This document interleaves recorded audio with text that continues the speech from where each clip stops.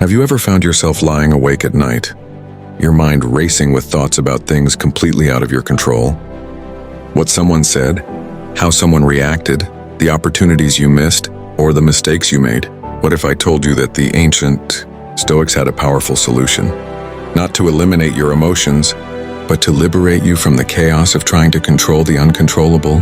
Before we dive in, if you're someone who wants to reclaim your peace, rebuild your mindset, and learn how to live above the noise, hit that subscribe button and give this video a thumbs up. And stay with me till the very end, because what we'll uncover together can quite literally change how you love, how you live, and how you lead. Let's go back to 2,000 years ago to a man named Epictetus. He wasn't born into power or wealth. In fact, he was born a slave, shackled in chains, controlled by others, and yet he became one of the wisest philosophers to ever live. How? He realized one truth early on. Freedom is not the absence of control from others. Freedom is the mastery of yourself. And from that realization, Stoicism gave birth to a principle that would change lives for centuries. Some things are up to us, and some things are not. Most of our suffering, anxiety, and frustration comes from violating that simple truth. You're anxious because you want someone to like you, but you can't control their feelings. You're angry because life didn't go your way, but you can't control every outcome. You're stuck in regret, but the past can't be changed. So how do we apply this ancient wisdom in today's world? That's what this video is all about. Let's begin. Number 1, the power of the dichotomy of control. Let me ask you something, and be honest.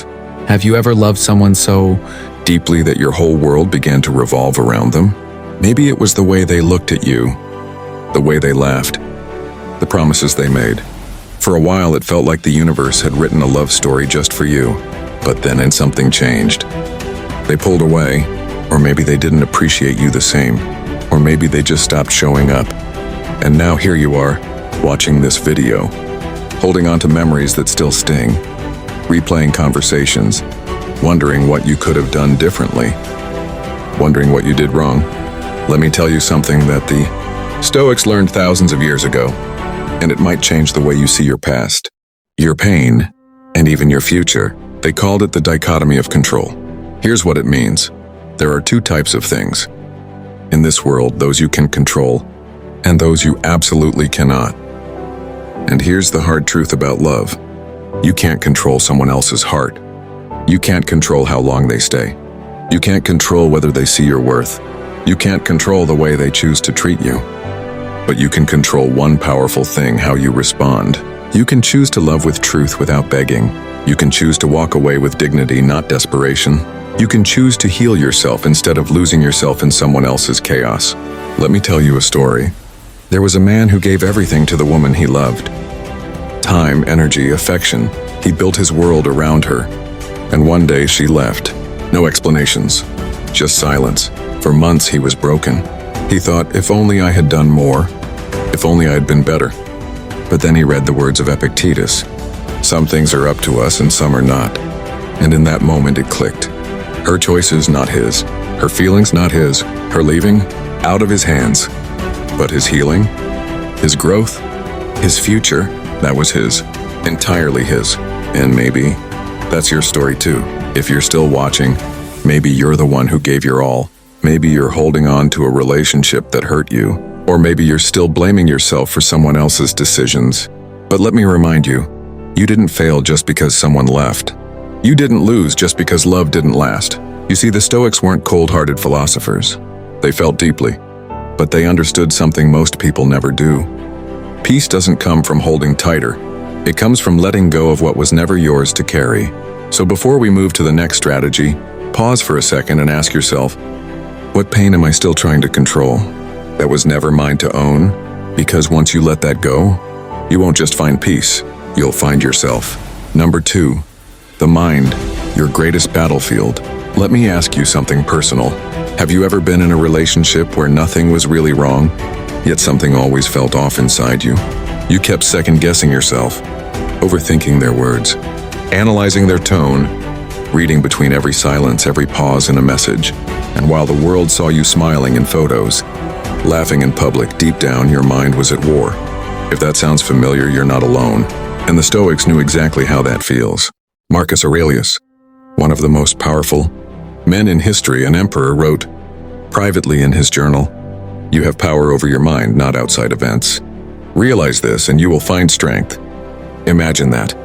A man who ruled armies, still reminding himself that the real war wasn't in the battlefield, it was inside his own head. You see, the most exhausting fights are the ones we fight in silence, not with others, but with ourselves. Let me tell you a story. There was a woman who loved a man deeply, but he was emotionally distant. One day he'd be kind, the next cold. She never knew where she stood. She'd lie awake replaying their last conversation, wondering if she said too much, if she was too emotional, if she pushed him away. But here's what she couldn't see. She wasn't in love. She was in a mental prison built by uncertainty and self-blame. And that's the trap so many of us fall into. We don't just experience situations. We create stories about them in our minds. If he ignored me, I must not be enough. If she left, maybe I'm too hard to love. If they don't reply, they must not care. But those aren't truths. They're mental stories, stories we can learn to stop believing. So how do we do that the Stoic way?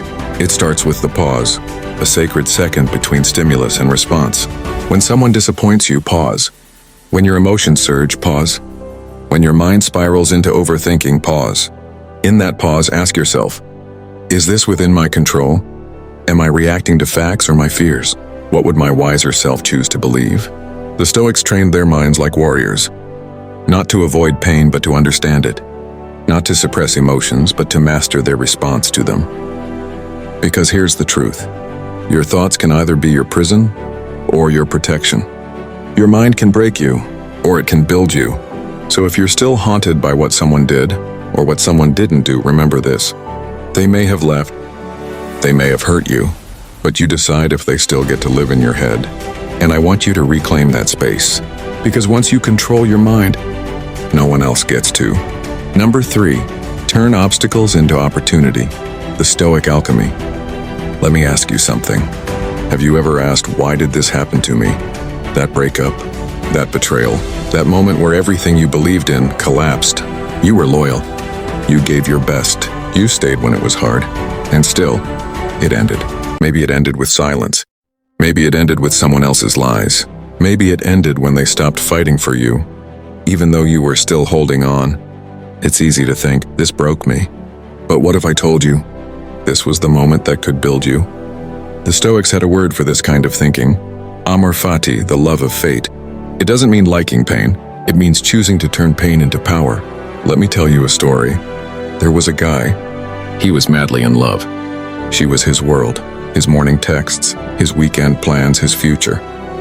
He imagined growing old with her, traveling the world, raising kids, building a home. But then, she said she needed space, and that space turned into silence, and that silence became permanent. He was destroyed. Weeks went by, then months, but one night, he remembered a quote he'd heard from Marcus Aurelius. The impediment to action advances action. What stands in the way becomes the way. And he made a decision, one that would change everything. He picked up the journal he used to write in before he met her. He returned to the gym, not to impress her, but to rebuild himself. He started working on a side project, something he had put off during the relationship. He didn't heal overnight, but with each small step, he took back his power. You see, Stoicism isn't about pretending you're not hurt. It's about refusing to stay broken when life cracks you open. That heartbreak, that betrayal, it's not just pain. It's material, fuel for your growth. The Stoics believed that every obstacle was a gift in disguise, a teacher, a test, a turning point. So here's your question. What if this wasn't the end of your story? What if this was just the start of your becoming? You can't control who left. You can't erase what happened, but you can choose to turn that pain into purpose. And maybe, just maybe, the version of you that comes out of this will be stronger, wiser, more loving and more free than the one who went in. So don't ask, why did this happen to me? Ask, how can I use this? Because when you embrace your fate, even when it hurts, you don't just survive the storm, you become it. Number 4, build a daily practice, like the Stoics did. Let me ask you this. How do you begin your mornings? Is it with a clear mind? Or is your heart already racing the moment you wake up, checking your phone to see if they replied? Scrolling through memories that feel like a punch in the chest? What about your nights? Do you fall asleep peacefully? Or are you haunted by the same questions? Why did they change? Wasn't I enough? Why do I still miss someone who hurt me? If you felt a knot in your chest while hearing that, You're not alone. Most people think heartbreak just fades with time. But here's the truth. It doesn't fade unless you actively choose to heal. The Stoics knew this long before modern therapy and self-help books. They understood that peace isn't found by accident. It's built one day, one habit, one choice at a time. Let me tell you a story. There was a girl who was in love deeply. The kind of love where you text all day and fall asleep on video calls. The kind where you plan the future and believe they'd never leave. Until they did. No warning. Just distance. Then silence. She was shattered. Couldn't eat. Couldn't focus. Couldn't even recognize herself. But one night, in the middle of crying on her bedroom floor, she picked up her phone and searched, "How do I stop overthinking after a breakup?" That's how she stumbled onto Stoicism.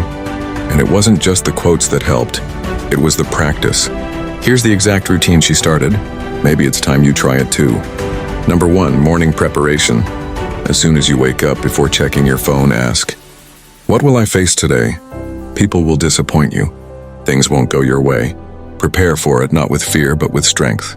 Just like Marcus Aurelius did every morning. Number 2, midday check-in. Around lunch, pause, just for 2 minutes, breathe.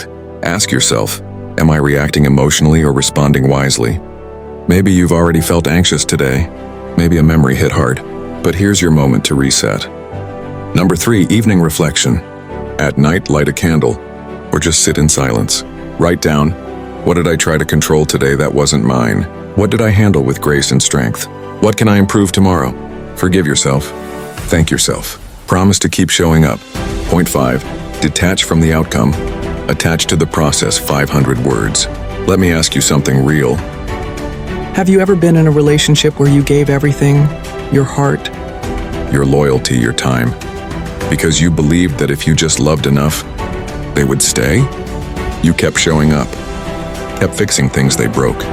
Kept hoping, praying, holding on to the idea that maybe this time it would work. And even when they started pulling away, when the replies got slower, the affection got colder, you didn't walk away. Why? Because deep inside you were attached to the outcome. You weren't just loving them, you were clinging to the dream. The dream of growing old together, of hearing "I choose you" every day. The outcome of being loved the way you loved.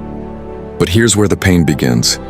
When your heart is tied to results, you start losing yourself in someone else's decisions. The Stoics knew this trap too well. Seneca wrote, "The wise man is content with what is within his power." And what is within your power? Your actions, your values, your love, your effort. Not their response, not their commitment, not whether they stayed. Let me tell you a story. There was a man who planned a proposal for the woman he loved. He'd saved for the ring, written vows in secret, and imagined her saying yes 1,000 times. But when the day came, she looked at him with tears and said, "I'm not ready." He was shattered, not because she didn't love him, but because he had built his entire worth around one single moment, her saying yes. But as he sat alone that night, ring in hand, he remembered a quote from Epictetus. "You may not control the outcome, but you control your intention." And suddenly, the heaviness lifted, because he realized his love wasn't wasted, his effort wasn't pointless. He had shown up with truth and courage, and that's what mattered. You see, Stoicism teaches us a powerful truth. Detach from results, attach to your character. Because when you focus on outcomes, you ask questions like, why didn't it work? Was I not enough? What more could I have done? But when you focus on your process, you ask, did I show up with integrity? Did I stay true to myself? Did I love with honesty and strength? And those are the only answers that matter. So if you're hurting right now, wondering why it didn't, and the way you dreamed, remember, you are not responsible for how they receive your love. You are only responsible for how purely you gave it. And that's where your power lies. Because when you release the need to control outcomes, you become unbreakable. Number 6, learn to let go gracefully.